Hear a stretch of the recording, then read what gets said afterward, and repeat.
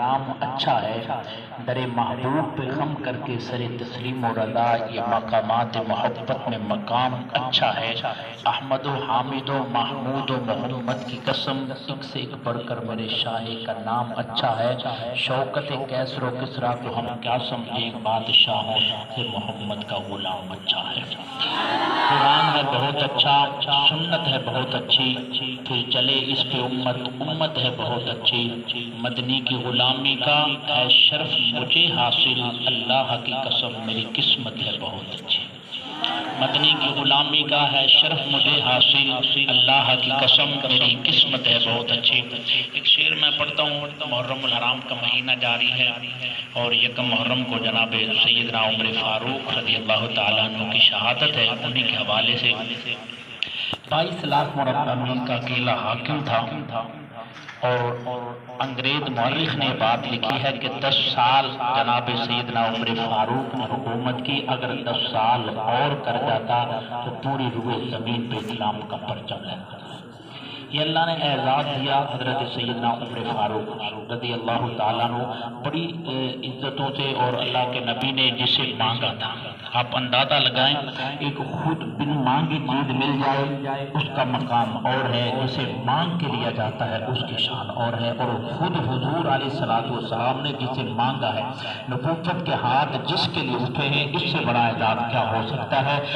تو دریائے نیل نہیں چلتا، تو کسی کہنے والے نے کہا تھا کہ حضرت عمر دریائے نیل نہیں چلتا تو وجہ کیا ہے؟ حضرت عمر فاروق رضی اللہ تعالیٰ عنہ نے رکا لکھا اور دریا میں ڈال دیا، کہا کہ چلے تو چلتا ہے تو ٹھیک ہے، نہیں تو نہیں۔ تو پھر اس انداز میں ایک شاعر کہتا ہے، زینت کے خزانے کو الماس کہتے ہیں، لگے تڑپ پانی کی اسے پیاس کہتے ہیں، یوں تو سب کی پیاس بجھاتا ہے دریا، جو دریا کی پیاس بجھائے اسے عمر بن خطاب کہتے ہیں۔ یوں تو سب کی پیاس بجھاتا ہے دریا، جو دریا کی پیاس بجھائے اسے عمر بن خطاب کہتے ہیں۔ ایک شعر حضرت حسین رضی اللہ تعالیٰ عنہ کی شان میں، میدان میں آ جائے تو ڈرتا نہیں ہے، یہ ایسا سورج ہے کبھی ڈھلتا نہیں ہے، کون کہتا ہے سید سردار نہیں ہے، سید کا مطلب کبھی بدلتا نہیں ہے، ان خریداروں سے کہہ دو قیمت نہ لگائے، خون علی بہتا ہے بکتا نہیں ہے،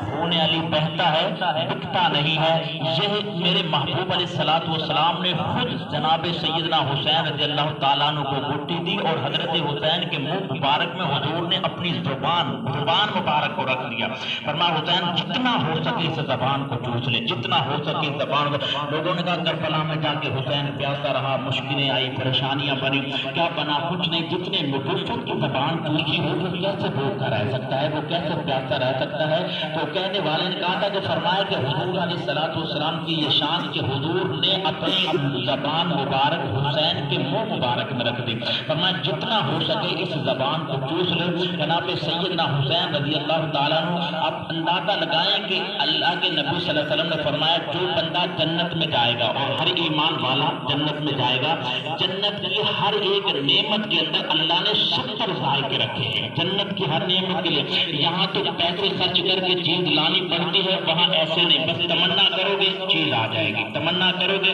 خواہش پوری ہو جائے گی۔ فرمایا ایک نعمت کے اندر اللہ نے 70 ذائقے رکھے ہیں، آپ اندازہ خود لگائیں کہ جس کے لیے اللہ نے جنت کو بنایا ہے اس نبی کی زبان میں اللہ نے کتنے ذائقے رکھے، اس نبی کی زبان میں اللہ نے کتنے ذائقے رکھے، جس زبان کو حسین چوس رہا تھا، جس زبان کو حسین سر مبارک تھا سجدے اندر نماز فرض پڑھا رہے تھے، حضور آگے صحابہ پیچھے کر فرض اپنا ادا رہے تھے، ماحول ایسے میں مسکراتے حسین گھر سے جو آ رہے تھے، حسین پشت نبی پہ چڑھ کر زمانے بھر کو بتا رہے تھے کیا ملے گی جنت، پیئیں گے کوثر، اسی کو محشر میں چین ہوگا، نبی محبت